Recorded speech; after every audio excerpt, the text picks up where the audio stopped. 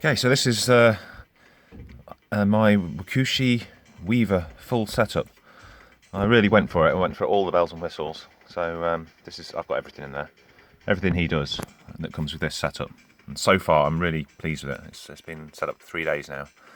So I'll run through what I've got. If you were wanting to buy one of these, obviously you need the enclosure. It's the Weaver enclosure, and then there's the Weaver water tower at the back there. This is the feeding platform. See, they fit into these little socketed sort of rails. That thing with the rope going through it, that's the Weaver rope kit, and I got 2 of those. There's my friend Antimatters recommended getting 2, and then you've got more anchor points. See, everything has its own anchor point anyway, so you could get away with 1. So I've got 4 of those things to connect it through. That's the jelly pot holder. I'm not a big fan of jelly pots, to be honest, but I'm thinking more when I go on holiday, because these are really protein hungry apparently. And that's like a really possibly getting on for about 2 years old, that one. It's not the Wakooshi. I bought some Wakooshi ones with the whole set. That's just an old one that's been knocking about in the freezer for ages. I thought I'd just stick it in there if they want it, but I don't think they want it. It's going to go. But that one of the things using that jelly pot holder for, copying off Campo Nico does it, I think. Not exactly like this, but this fits in there. You can basically cut a hole through a roach, spear the roach, stick it on this stick, and balance it on there, and then they can eat the roach and it doesn't drop on the floor. That's the idea of that. Tom at Ants on a Rock does it as well, and I don't know who came up with it, but it's definitely a good idea. This is an Antimatters feeding bowl. It's actually his design for small species. They go in those holes, they can eat big stuff and they can't drag it out. That's the idea, but he gave me a load, and I like to stick these. That's the stick that comes with coffee. Obviously not a used one, well, you could use a used one, I probably like it. That means I can just reach in and take the food bowl out dead easy. That's what I do with Saturns as well. These are hyacinth balls, which I was advised by Wakooshi are the best. He sells other ones. If you're watching this video, they're like £1 more, I think, for the hyacinth ones. So, and they definitely like it. And last night, I think they were moving into that one. They kept pouring in and out of it. This is, I've not really done a proper introduction, have I?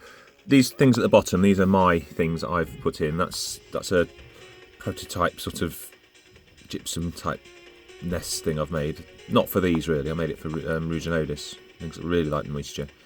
And the other one they've got's got cotton as well in there. But I wanted to give them an option to put brood in if they really want somewhere really moist and humid. They've got that.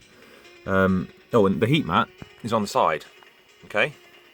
And the gap at the side here is just the width of that sort of black fixture at the top of the heat mat.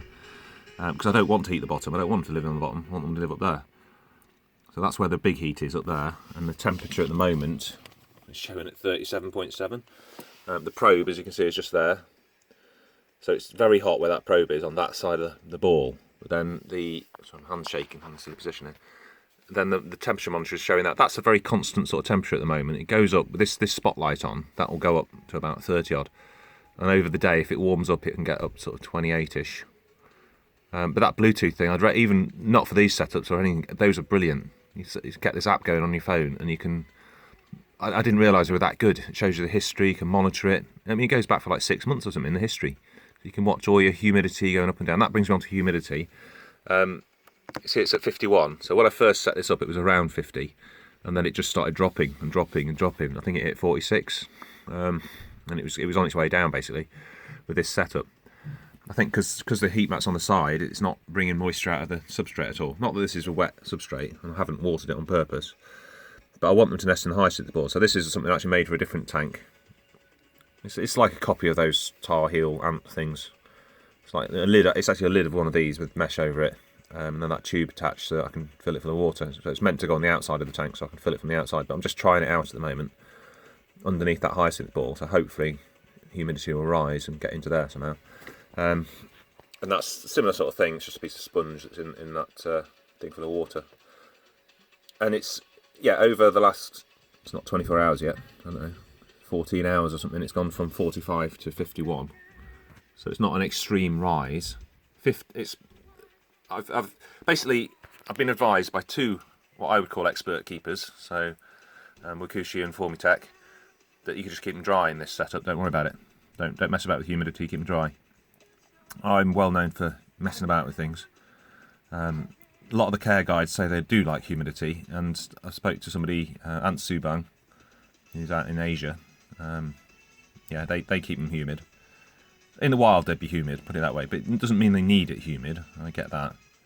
And it complicates things. Because what I could be doing is spraying down this substrate. That's the rainforest mix, also from Wakooshi, and that's the popular wood shavings. And if you watch Campo Nico's video, they use those shavings to sort of weave with and make big nests and all sorts. So that's what I got. I bought, I think it was 250 grams of that rainforest mix, and I've used less than half of it actually. It was a lot more than I thought. And the popular wood, I didn't need as much as I thought either, but I've got spares I suppose. Although from what I've seen, you don't often clean these enclosures out because it's hard to. That doesn't matter necessarily. So am I an advanced ant keeper now? This is supposed to be an advanced species. I don't think so. But I think this is an example of a Wakooshi making it easy setup. So this is like the one he did before the leaf cutters. So it's like you can have an advanced species but have a sort of enclosed setup designed specifically for them to make your ant keeping easier. And I think that's what's going to happen here. They look good. Really impressed with it. I've had to make basically I drilled a 6mm hole through that port to put the probe through. So an improvement would definitely be, I don't know, just a click lock accessory for putting things like that through. Really, that would be something that it doesn't make yet, but would be a definite improvement for this sort of setup. Because obviously, if you have ambient heating, you'd be fine. But these need really hot. Not many people are going to be ambient heating at sort of 27, 28. I don't think. So most people are going to have heating. So you're going to need a probe. It's a probe that controls the thermostat down there. It's not just any old probe. Then this came as well. I forgot to ask him what it is. See the funny shape in the middle? That's the sort of shape that coincides with those. Well, it's not quite the same. So I've got no idea what this is. It just came in the bag with the set. I forgot to ask him. It looks like some kind of food bowl. I already use. I've not got one in there at the moment. But I use loads of Wakooshi food bowls. I think they're brilliant. Because you can put the protein in one and your sugar in the other, and you're not tempted to leave mouldy old sugar in there for sort of days on end because they just get enough to eat and leave it after that. So yeah, I mean I like it. I will use it, but I don't. I forgot to ask him what it's for. So from what I can say, I mean, well, going back on the ants then. So this is a 3-queen Polyrhacus dives. I don't know if we can see the brood at the moment. They're mainly in that middle tube. You see them? There is a lot in here. Plan is today to try and fish out. In fact, I might be able to do it after making this video. Yeah, that top tube's empty, so that's going. The bottom tube's empty. Okay, so we'll be down to one tube. That's good. In fact, I can't see much. Ooh. This is the first time I've had a proper look today, to be honest, and this was packed full of ants and brood yesterday. It's not now. That's a really good sign, because last night before I went to bed, this is in my son's room, so I can't look at this all night. They were starting to carry that stuff up there a little bit to get to these, and they were sort of in and out of that top ball. And now, from the looks of things, there's not many ants and brood left in there. Can I get a better picture? Can't really. That's a really good sign, because if they've moved out of these tubes, then I can whip these tubes out, and that's going to be really good. My contingency plan was to take the top and the bottom tube out, and if they wouldn't move out the middle one, sort of hide it at the back somewhere, or leave it at the front and just hide, and in the future hide it under some substrate if I couldn't get it out.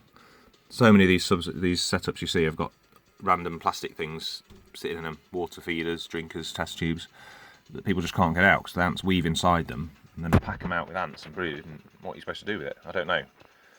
I watched somebody trying to do that last night. But yeah, I would seriously recommend this if you want these are my son's birthday present basically, these ants. And if you want a really sort of interesting, unusual ant that's got very different to your average ant, I think, then these are them. I'm not talking from massive experience. Obviously, I've had these ants since AntCon, and they've only been out in the enclosure for 3 days because I just couldn't. I was trying to feed him in tubs and tubes, and it was going disastrously wrong. But yeah, I would seriously look this lot up. It's not cheap. It's definitely not cheap, but it's very well put together. You see the barrier just around the top there, the lid. I'd be confident to leave that lid off, except for I need the humidity in there, so I'm not going to. Yeah, I'd be confident with that. I've seen them climb up and drop off, and that's just with anti-slip, the oil-based one. So it is working for these ants.